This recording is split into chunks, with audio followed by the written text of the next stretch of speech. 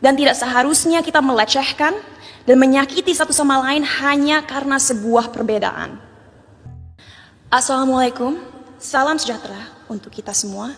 Om Swastiastu, Namo Buddhaya, salam kebajikan. Jujur saya tidak tahu kenapa saya yang diundang malam ini untuk hadir di sini, tapi saya harap pidato yang saya buat tadi malam bisa menggerakkan hati para hadirin hari ini.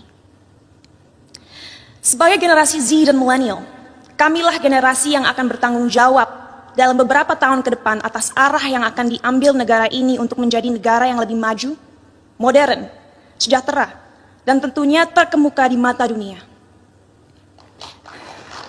Thank you. Tapi nilai-nilai apa saja yang harus kita terapkan kepada masyarakat Indonesia agar mimpi-mimpi ini bisa terrealisasi?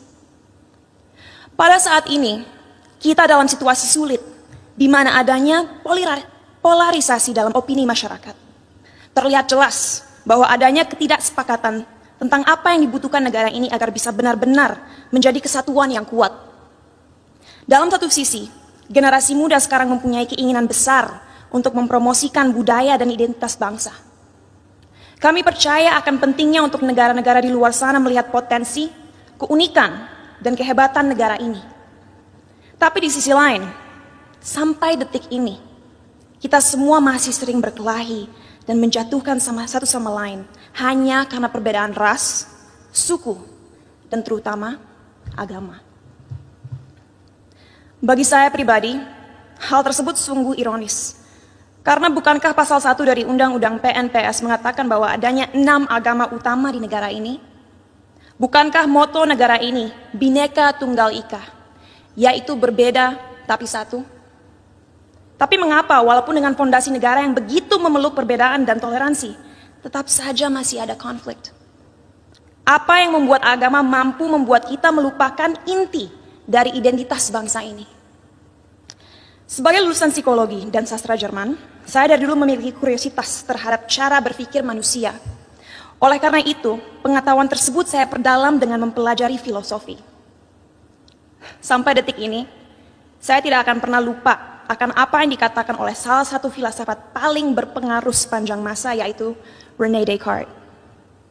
Ia mengatakan, manusia adalah makhluk yang finite atau terbatas, sedangkan Tuhan adalah sosok yang infinite atau tidak terbatas. Oleh karena itu, bagaimana kita sebagai makhluk yang terbatas merasa mempunyai kemampuan untuk mengerti sesuatu yang jauh di luar kapasitas kita? Bagaimana kita sebagai makhluk yang terbatas bisa memahami esensi dari sesuatu yang tidak terbatas? Inilah salah satu akar dari masalah yang kita miliki dalam masyarakat Indonesia sekarang. Karena pemahaman yang terbatas dan pemikiran yang tidak kritis, orang-orang terjebak dalam cara berpikir di mana mereka telah memanusiakan Tuhan. Merasa memiliki hak dalam mendikte kemauan Tuhan, merasa tahu pikiran Tuhan, dan merasa berhak bertindak atas nama Tuhan. Inilah yang akhirnya seringkali berubah menjadi sifat radikal. Dalam perbincangan saya beberapa waktu lalu dengan Habib Hussein Jafar, kami berdua sepakat bahwa bahaya yang masyarakat kita alami sekarang adalah mengatasnamakan Tuhan untuk kepentingan pribadi. Menyesatkan generasi penerus bangsa dengan prinsip hidup yang sebenarnya tidak ada dalam Holy Scriptures atau kitab suci agama. Kenapa bisa seperti itu? Karena kita kurang membimbing dan memberikan masyarakat tools yang dibutuhkan agar bisa memahami sebuah ajaran dengan akal kritis. Sehingga mereka menjadi tersesat dalam cara berpikir mereka dan lupa akan pentingnya menyeimbangi segala ilmu yang dipelajari dan dimiliki dengan nilai-nilai yang ada dalam budaya, sains, ataupun aliran pemikiran lainnya. Saat saya masih bersekolah dulu, saya ingat sekali diharuskan untuk membaca kitab suci berbagai agama dari segi literatur dan juga filosofi. Sehingga saya diberikan kesempatan untuk bisa memahami keindahan setiap agama dan sadar bahwa pada akhirnya fungsi terbesar agama adalah satu, yaitu untuk membimbing kompas moral manusia, untuk mengingatkan manusia bahwa kita harus memperlakukan satu sama lain dengan hormat, bahwa kita harus bersyukur, dan bahwa kita semua harus sadar bahwa waktu kita di dunia ini hanyalah singkat dan terbatas. Oleh karena itu, ingatlah untuk selalu menjadi seseorang yang rendah hati dan siap membantu satu sama lain. Jadi, apa yang harus dilakukan ke depannya agar bisa melawan segala kebohongan yang ada? Apa yang kita bisa lakukan untuk memberdayakan rakyat bangsa ini? Saya rasa jawabannya cukup jelas. Satu, penting sekali kita segera mengingatkan kembali saudara-saudara kita akan indahnya, kayanya, dan uniknya budaya-budaya yang kita miliki di negara ini. Sejak usia dini penting kita mengenalkan budaya negara ini tidak hanya di sekolah, tapi juga melalui media dan semua platform digital yang ada. Sebuah hal yang krusial untuk disadari bagi generasi muda akan relevannya budaya kita di dunia yang semakin modern. Our culture is cool, not old school. Kedua, ajaran agama yang ada dalam sistem pendidikan harus adil dalam merepresentasikan agama-agama yang ada di negara ini.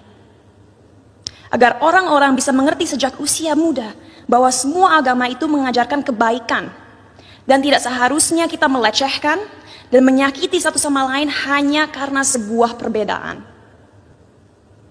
Ketiga, critical thinking, critical thinking, critical thinking. Ajarkanlah adik-adik kita untuk membaca dan mempelajari segala sesuatu dari berbagai sudut pandang. Biarkanlah mereka bertanya. Tumbuhkanlah rasa ingin tahu mereka sehingga mereka tidak mudah dipengaruhi dan dijajah pikirannya. Dan terakhir, gunakanlah teknologi yang semakin canggih sebagai alat yang dapat terus menyebarkan nilai-nilai toleransi. Agar negara ini bisa kembali menjadi Indonesia sejati. Sebagai penutup, saya ingin membacakan quote berikut. A people without knowledge of their past, origin, and culture is like a tree with no roots. Tanpa fondasi yang kuat, tidak akan ada bangsa yang bisa bertahan. Oleh karena itu, ayo kita bersama-sama menjelmakan lambang Garuda dimanapun kita berada. Mari kita taat dalam beragama agar menjadi manusia yang bermoral, tapi mari kita juga merangkul budaya Indonesia untuk membimbing identitas bangsa. Terima kasih, salam sejahtera. Salam saudara-saudara, terima kasih sudah menonton video ini dari awal pertengahan sampai selesai. Kiranya Tuhan Yesus memberkati kita semuanya, amin. Teman-teman, kita sudah dengarkan apa yang disampaikan oleh seorang yang bernama Cinta Laura. Dan tentu saudara sudah kenal siapa beliau. Dan teman-teman, walaupun pernyataannya tidak secara langsung kepada Bapak Wali Kota, kepada para ulama, ya usai viral bagaimana mereka melarang orang-orang yang tidak seagama dengan mereka untuk jangan menjual daging berdua. Dan mereka lakukan itu dengan terang-terangan di media sosial. Bahkan teman-teman mereka mengancam, ya. Nah, saya pikir ya apa yang disampaikan oleh Cinta Laura ini adalah peringatan secara tidak langsung bagi mereka. Ya, memang kita dalam beragama, ya kita harus ingat bahwa memang mereka lah yang sering mengatakan agamamu adalah agamamu, agamaku adalah agamaku, ya. Karena memang dalam beragama ini kan itu antara hubungan kita dengan Tuhan. Jadi tak perlulah kita pamer-pamerkan, tak perlulah kita melarang orang lain supaya sama dengan kita atau mengganggu orang lain, ya, yang tidak sama dengan kita. Ya, tak perlu seperti itu, ya. Anda boleh ya menyatakan agama Anda lah yang paling benar, tapi Anda tidak boleh memaksa orang lain sama dengan Anda. Itu beragama, ya. Karena saya yakin dan percaya ya bahwa Tuhan itu adalah Tuhan yang benar, ya. Tentu Dia melihat kita ya dalam beragama itu secara benar. Kalau dalam beragama itu membuat kita makin jahat, membuat kita makin arogan, ya, maka saya rasa itu tidak berkenan di hadapan Tuhan. Tapi kalau kita beragama dan kita itu berdampak membawa damai bagi sesama, membawa uh, kasih bagi sesama dan lain sebagainya, saya rasa itu adalah hal yang sangat berkenan di hadapan Tuhan. Jadi saya berharap video ini kiranya boleh mencerdaskan kita, khususnya sebagai anak-anak bangsa. Ya, sekali lagi saya katakan, biarlah kita beragama, itu bukan malah membuat kita terpecah belah dengan satu dengan yang lain. Jangan justru agama itu ya membuat kita ya makin jahat. Jangan ya teman-teman. Karena kita harus ingat bahwa agama itu tujuannya adalah agar kita menjadi makin baik. Tapi kita lihat fakta di lapangan ya teman-teman.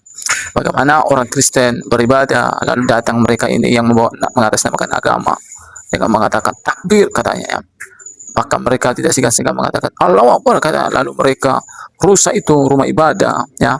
Mereka ganggu orang Kristen ibadah. Nah, saya rasa Anda boleh berpikir ya. Bagaimana perasaan Anda melihat ini? Apakah Anda mendukung kekejian ini? Nah, itu yang mau saya sampaikan. Yang kedua, seperti yang baru-baru ini viral ya, mereka memaksa orang yang tidak seagama dengan mereka yang menjual daging berdua, mereka larang, tidak boleh jual itu katanya. Bahkan mereka mengeluarkan kata-kata ancaman. Apakah seperti itu beragama?